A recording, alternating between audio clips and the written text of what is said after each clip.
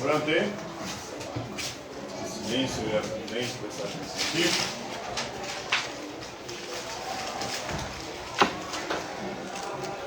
Então, a partir de hoje a gente começa o conteúdo de filosofia do terceiro ano do ensino médio, onde nós vamos falar sobre filosofia contemporânea.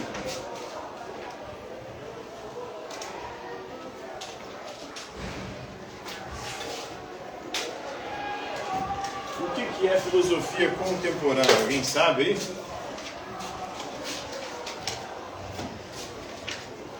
A filosofia contemporânea é a filosofia que se desenvolve a partir do século XIX, mais precisamente no pós-Revolução Francesa. A Revolução Francesa aconteceu quando? Vocês sabem? Vocês lembram? 1789. Começa, né? No dia 14 de julho de 1789, nós temos a data que é considerada inaugural da Revolução Francesa. O que acontece no dia 14 de julho de 1789? Marca o início da Revolução Francesa. Alguém sabe? Alguém lembra? Ninguém. No dia 14 de julho de 1789 tem a queda ou a tomada da Bastilha, exatamente. E é um processo revolucionário. A Revolução Francesa ela durou 10 anos, vai até 1799. Esse processo ele culmina com a chegada de quem ao poder na França?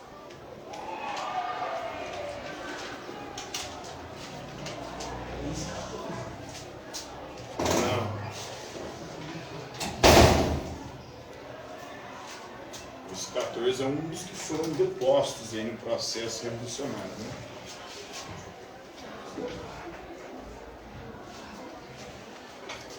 Quem que chega no poder?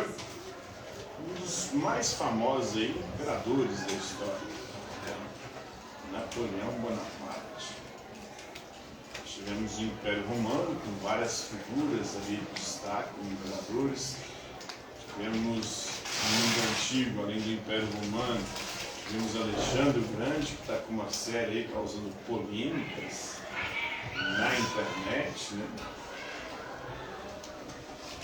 E mais recentemente nós tivemos uma figura que se destacou nessa transição do período moderno para o período contemporâneo, que foi Napoleão Bonaparte. Então, a filosofia contemporânea ela começa no século XIX e vai até o século XXI, ou seja, até os nossos dias. Então vamos conhecer filósofos deste período histórico. Nós chamamos de idade contemporânea. Conhecer o pensamento de várias figuras desse período histórico.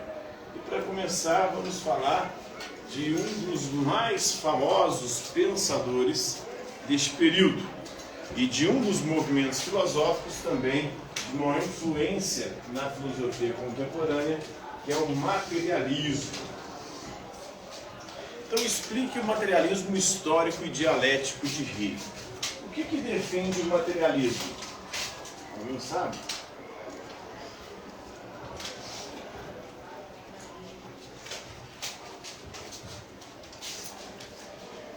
No senso comum, o que é materialismo?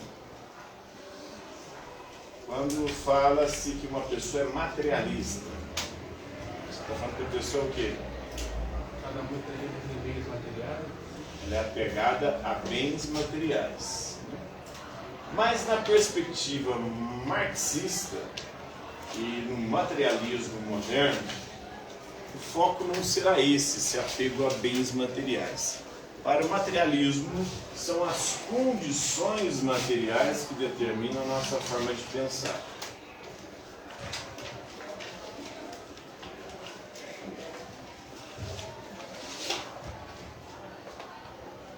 O materialismo, assim, ele se opõe ao idealismo.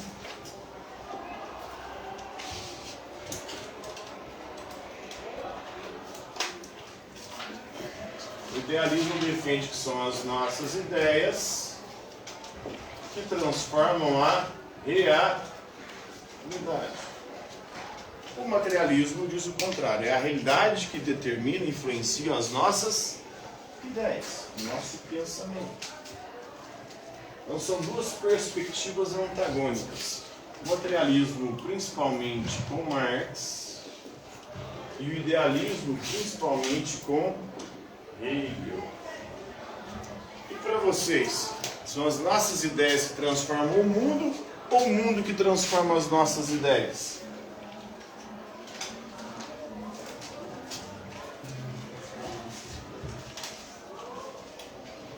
O mundo que transforma as nossas ideias ou nossas ideias que transformam o mundo? Um pouco dos dois, numa relação dialética, que é algo defendido tanto por Hegel quanto por Marx. Dialética. O que é dialética?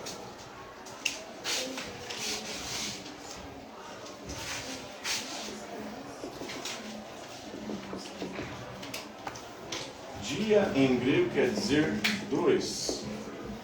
Lética vem de lógica, por razão. Uma razão que se configura através da oposição, da contradição.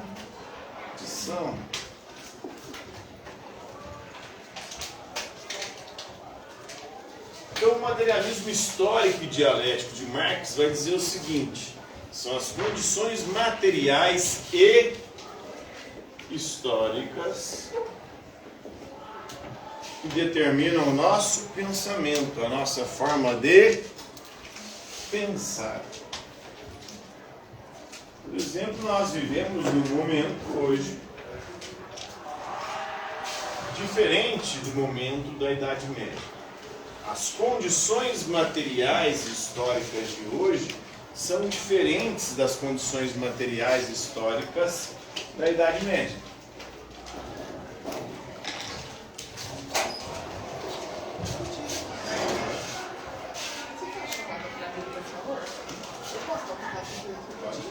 Bom dia, meninos. Amanhã eu vou entregar um livro para vocês. São 14 livros. Então eu aconselho vocês a fazer uma mochila extra, pedir para alguém buscar. É uma quantidade significativa de livros. Bom, obrigada.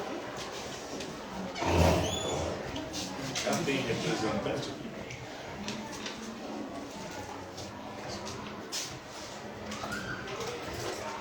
Então, suas condições materiais e históricas determinam a nossa forma de pensar. Discussões, ideias e pensamentos que existem hoje não passava nem pela cabeça, pelas ideias da galera da Idade Média.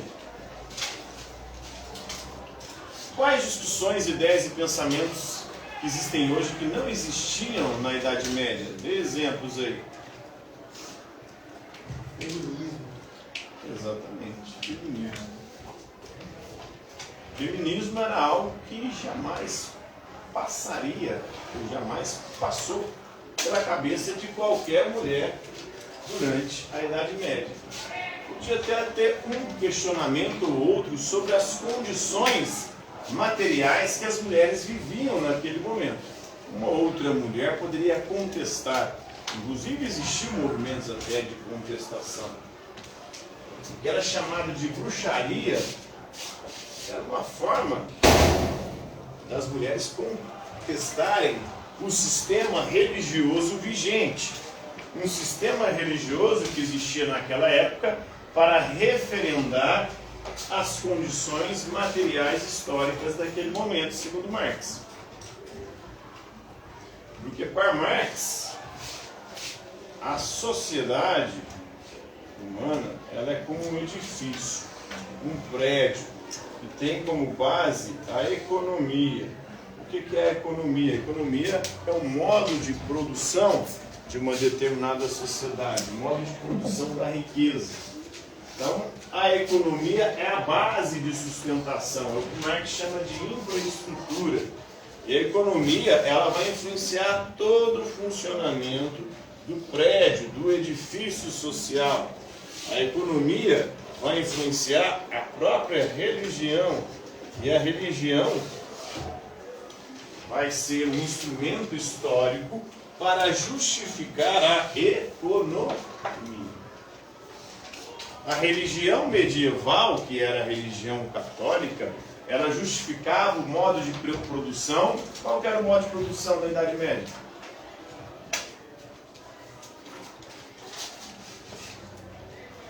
Ninguém lembra qual que era o modo de produção da Idade Média? O sistema econômico? Feudalismo. E como é que era configurado o feudalismo?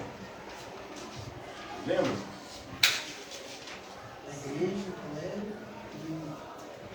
Sim, o feudalismo é um sistema econômico onde tinha os senhores feudais, que eram os donos da terra, das terras. As terras eram chamadas de feudos, por isso o feudalismo. E ali, por um sistema de concessão, essas terras eram distribuídas. Um senhor feudal, um rei, podia fazer a concessão das suas terras para um outro indivíduo, que fazia ali um ritual de vassalagem. Esse ritual era transferido. O vassalo do senhor feudal, ele prometia lealdade e prometia proteger o senhor feudal ou o rei.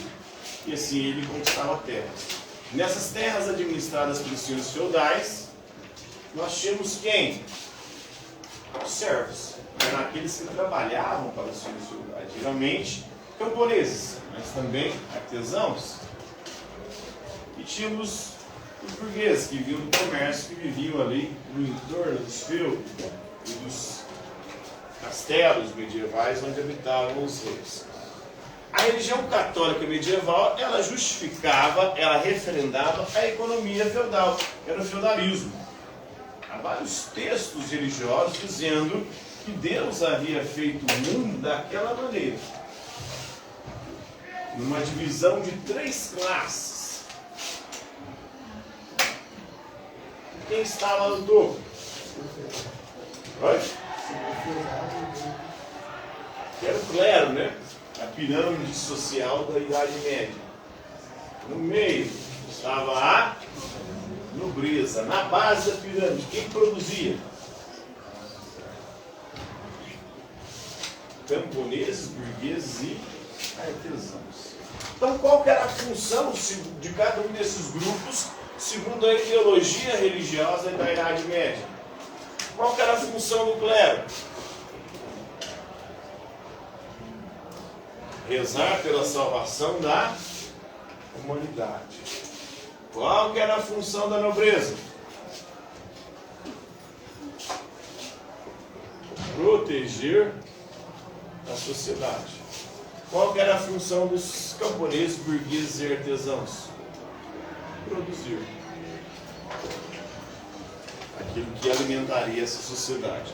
Tem vários textos religiosos da Idade Média referendando esse modo de produção, dizendo que essa é a vontade de Deus.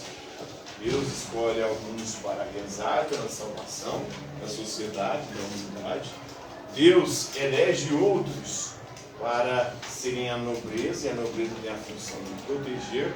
Então, tem os cavaleiros medievais, são geralmente nobres. Tinha os reis ali, os mais famosos ali da Idade Média é a tábua redonda do rei Arthur. Não se sabe, né, o quão histórico foi esse rei, mas é uma história que representa bem como funcionava a Idade Média. Os cavaleiros, todos eles nobres, tinham terras, eram também senhores feudais. Uns, né, com concessão, outros por ser o próprio rei. O rei Arthur tinha a tábua redonda ali que eram seus cavaleiros, que eram também senhores feudais. Então essa era a lógica de produção. Aí vamos pular para hoje. E vemos como que a religião, que é o que Marx chama de superestrutura, junto com a política, né? A política, o direito, a educação, tudo isso aqui para Marx é o quê? A superestrutura social. Essa superestrutura, ela reproduz a ideologia da economia, do sistema vigente. Como é que funcionava a política na Idade Média?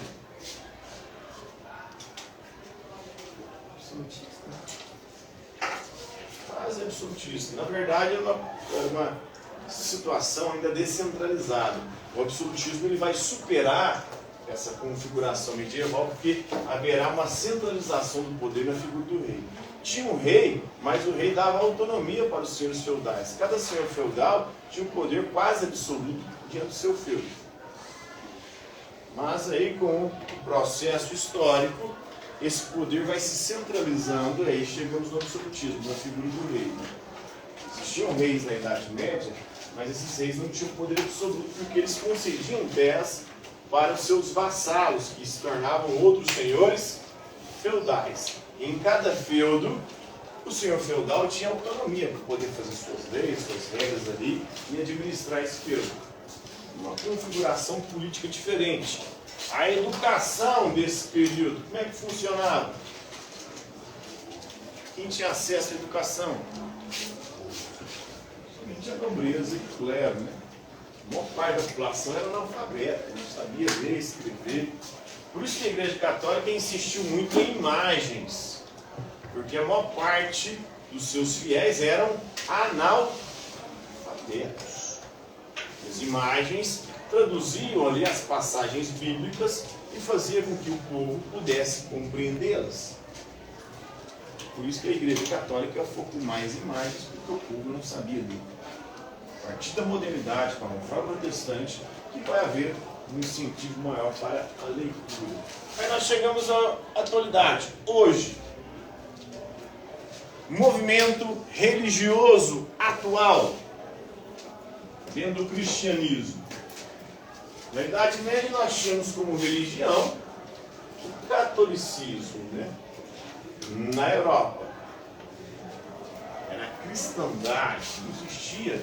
Teve uma celeuma, né, chamada o Grande Cisma em 1054, que é o Grande Cisma, onde a Igreja Oriental separa da Igreja Católica.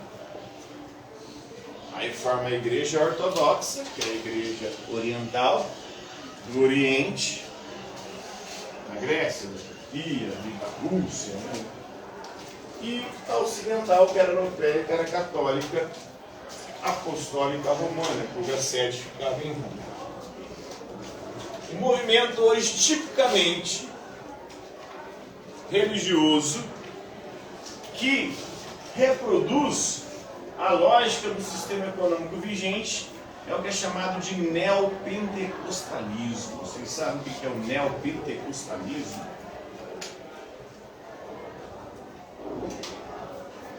O pentecostalismo é um movimento que surge no início do século XX, nos Estados Unidos. Vem de Pentecostes. Vocês sabem o que é Pentecostes? Pentecostes é um fenômeno que ocorreu 50 dias após a ressurreição de Jesus.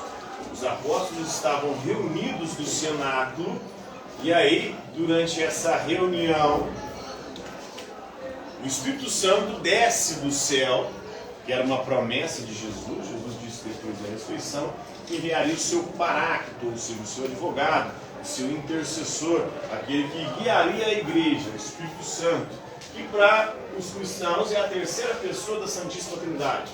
A Santíssima Trindade é composta por Pai, o Criador, o Filho, o Redentor e Salvador da humanidade, e o Espírito Santo, que é o santificador, aquele que fica responsável por conduzir a igreja.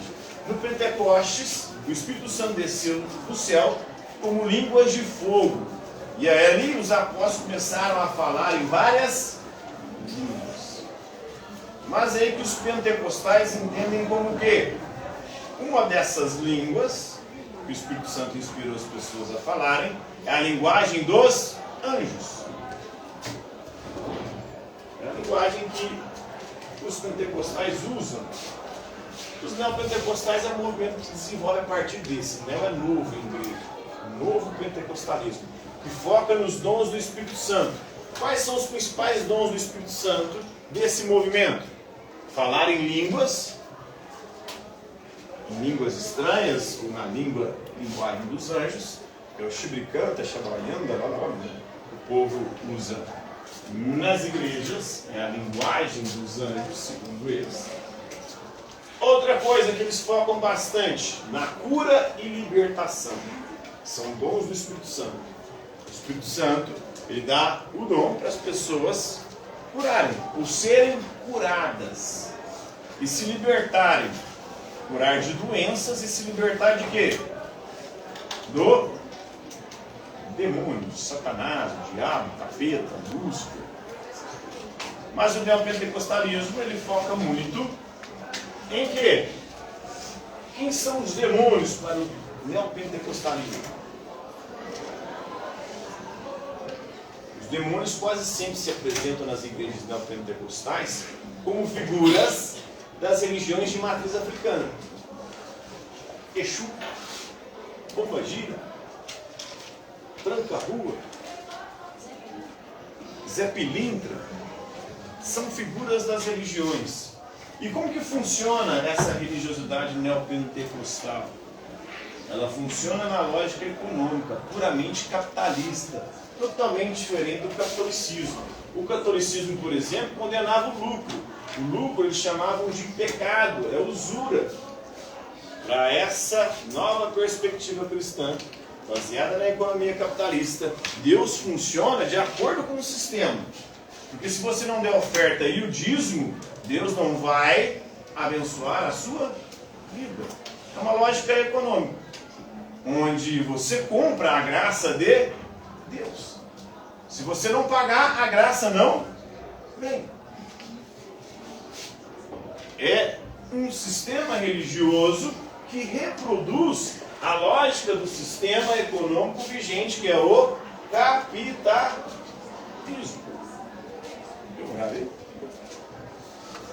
Por hoje é isso então, galera.